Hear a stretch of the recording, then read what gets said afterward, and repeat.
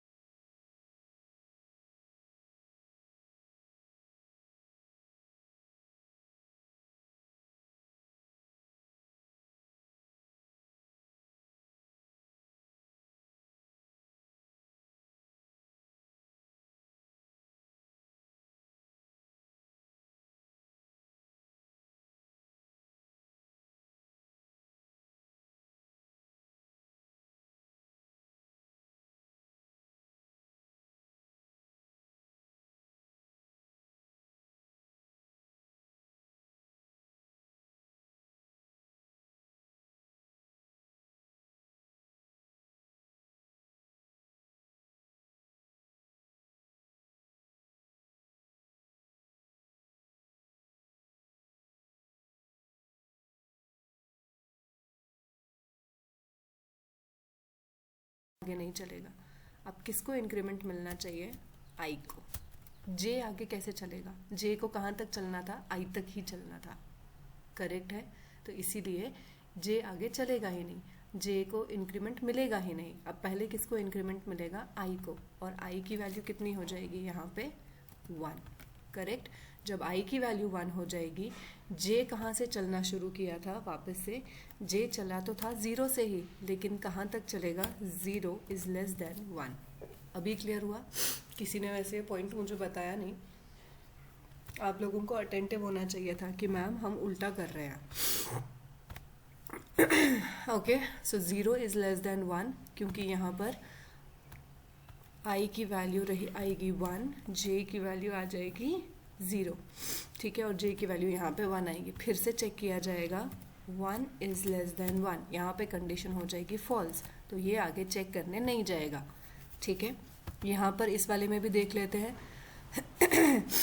ए of आई की value कितनी है? 2 इज इक्वल टू 1, यानी कि हम बैक साइड लेफ्ट साइड से चेक कर रहे हैं। 2 is equal to 1, no, counter की वैल्यू रिमेन 0, काउंटर की value remain 0 over here. Then next iteration में आई की वैल्यू हो जाएगी यहाँ पे कितनी? 2।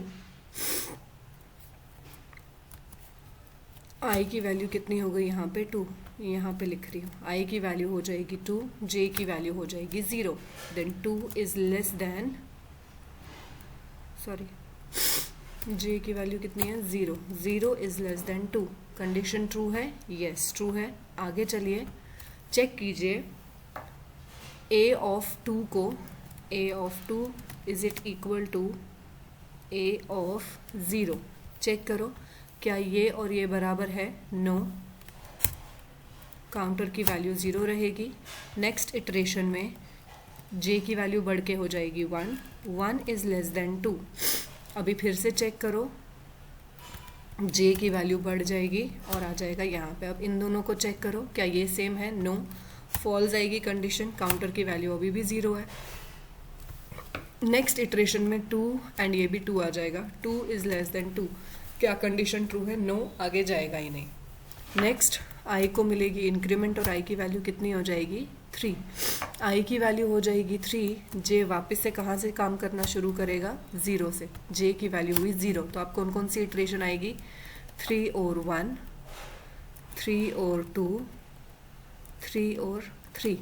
अभी बताओ वापस से, 0 is less than 3, 1 is less than 3, true है condition, 2 is less than 3, 3 is less than 3। यहाँ पर ये लास्ट कंडीशन नहीं चलेगी, बट यहाँ पे 0 इज लेस देन 3 सही है। तो ये एलिमेंट और ये एलिमेंट मैच कर रहे हैं? नहीं, फॉल्स।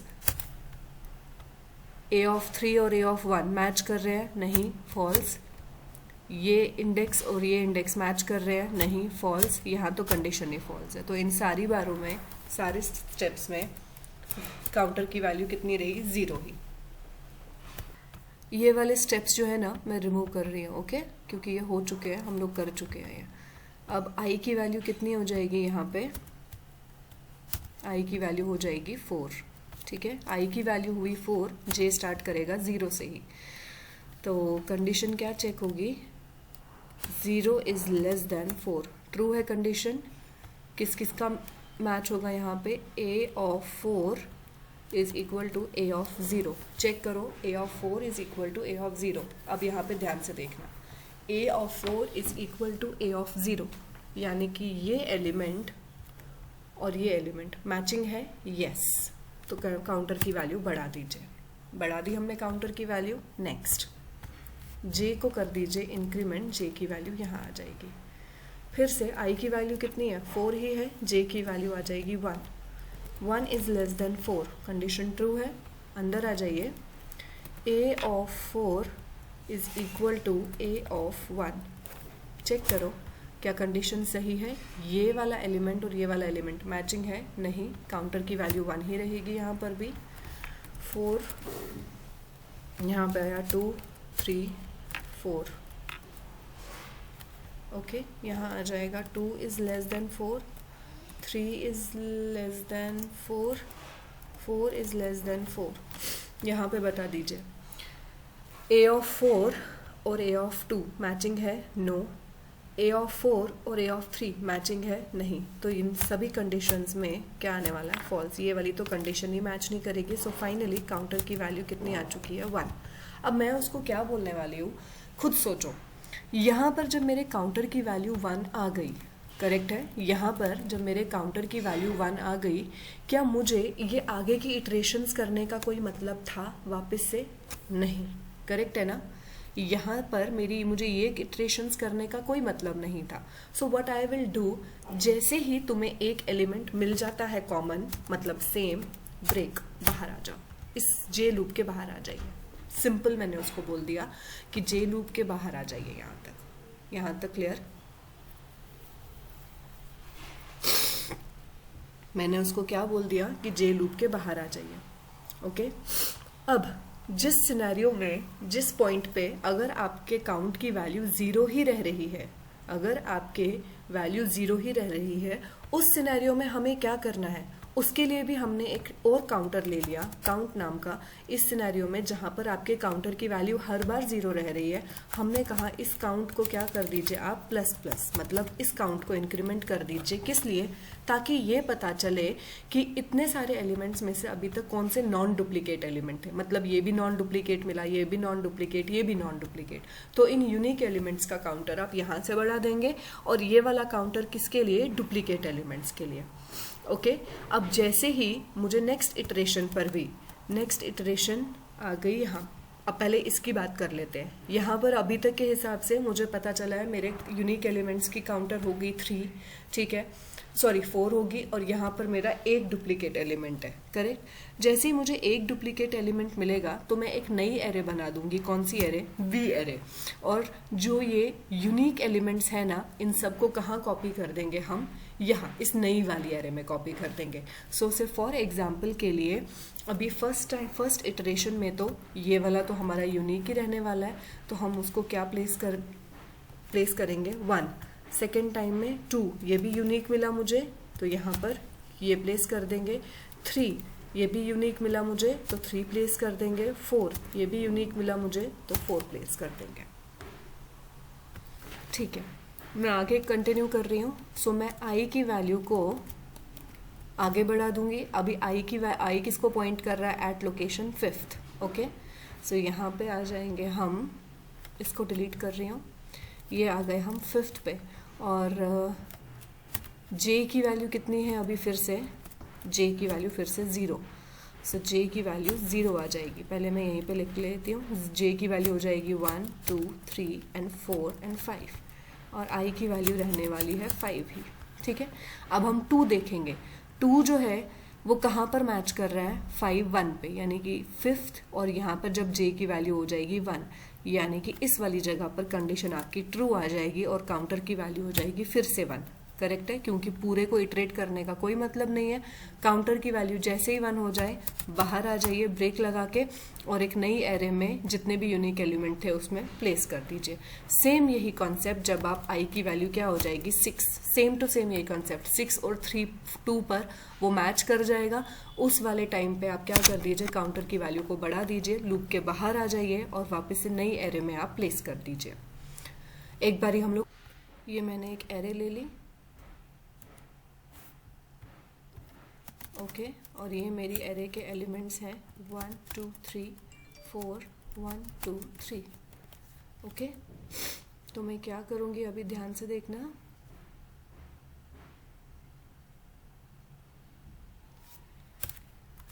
एक वेरिएबल बाद में ले लेते हैं, पहले फॉर लूप ले लेते हैं हम लोग। ये मैंने ले लिया फॉर लूप, ठीक है, और इसी में एक काउंटर वेरिएबल लिया है, counter variable is equal to 0। एक दूसरा लूप ले लिया, किसके लिए, जे के लिए, लेकिन जे कहाँ तक चल रहा है, मैंने कहा जे चलेगा आई के लिए। ठीक है, कंडीशन मैंने लिख दी, if A of I is equal to A of J, तो क्या करो, काउंटर को क्या कर दो, प्लस प्लस कर दो, और उसके बाद वहाँ से बाहर आ जाओ।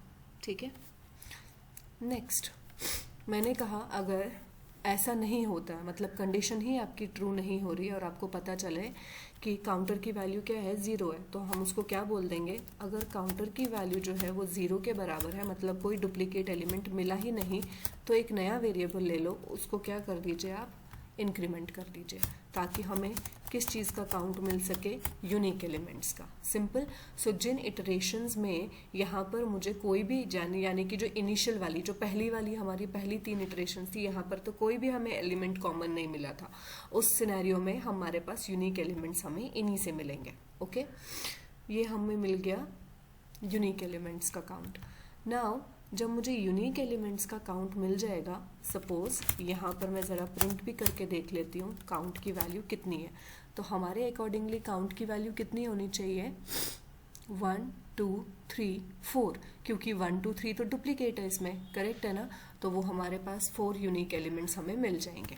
ठीक है, अब मैं एक काम करूँगी, एक नया एरे ले लूँगी यहाँ पर, जिसका मैंने नाम रख दिया से suppose b is equal to new int, और कितने साइज का एरे हम डिक्लेयर कर देंगे, 4 साइज का, मतलब जितनी वैल्यू उस काउंट की होगी। देन सेम कोड हम लोग लेने वाले हैं, we will take the same logic, I will paste it over here. सिर्फ उसको मिनिमल चेंजेस बोलूँगी, क्या कि जब तुम्हें मिल रहा है डुप्लीकेट एलिमेंट मिल रहा है तो काउंटर को प्लस कर दो, लेकिन अगर तुम्हें डुप्लीकेट एलिमेंट नहीं मिल रहा है, मतलब यूनिक एलिमेंट मिल रहा है, तो उस टाइम पे क्या काम करो, b ऑफ i में किसकी वैल्यू सेव कर दो, a ऑफ i की।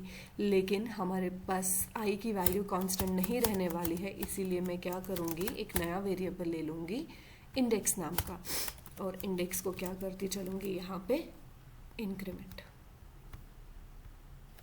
ओके, फॉर लूप से आप क्या कर लीजिए, इसे प्रिंट कर दीजिए। ओहो, किसको प्रिंट करना है मैंने अभी, b ऑफ i को। यहाँ पे कुछ स्पेसेस ऐड कर देते हैं और यहाँ पे हम